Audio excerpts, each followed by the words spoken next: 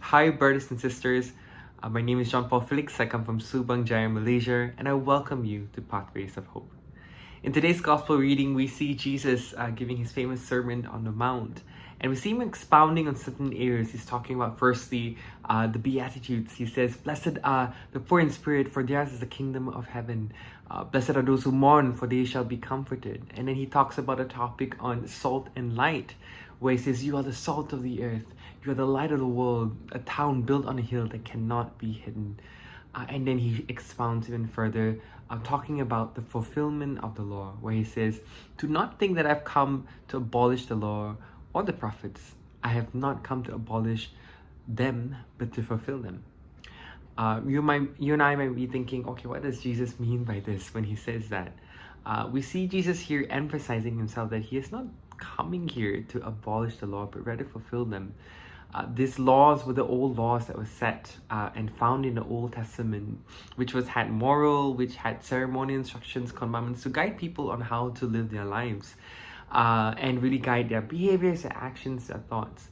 And common thought at that time, and I would say even now at times, would be like, oh, Jesus coming, he's definitely gonna get rid of the old things. He's coming here to introduce new laws, new guidances, new ways, new teachings. But you and I know that was not the case. Jesus did not come for that purpose. He came here to not abolish all that God had taught through Moses and the prophets. No. He rather came here to fulfill all that was being taught to them. And it's shown very clearly in the New Testament, where it is a compilation and the completion of the Old Testament. It's really copy-paste, but it's in a different manner.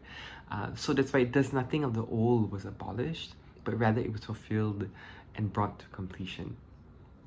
And now what does this mean? If we look at, for example, the laws of the Ten Commandments and other moral laws, it still holds strong today.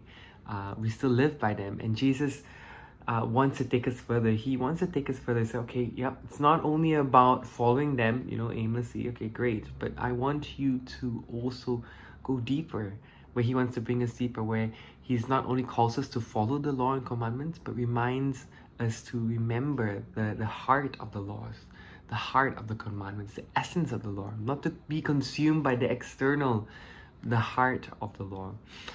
So for example, the commandment of thou shalt not kill, Jesus expounds it further with his coming, saying that by deepening the requirement, rather, where he says that we are called to love our enemies, pray for them, and have complete forgiveness to those who persecute us. So you can see he's really expounding what that law, thou shalt not kill, and really living it out, expounding in his teaching, expounding in his sayings, and expounding it through his life that he lived. And now, how does this apply to you and me today? Again, the Lord is calling us to go deeper in not only being focused on the external areas of the law, but really diving deeper to the heart of the law.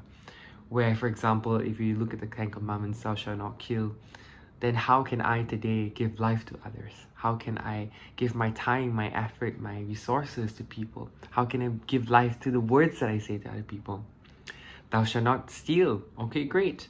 How can then I give monetary means to other people, the church, the missionaries around me, the people who need support, the poor?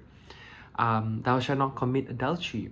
Okay, great. Well, how can I take it a step further of ridding myself of lustful thoughts and filling my mind with pure thoughts?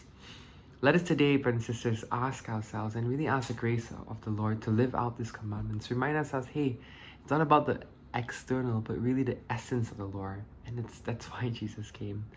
And that without his grace, the natural human mind alone cannot live out this Christian life. But with his grace, nothing is impossible.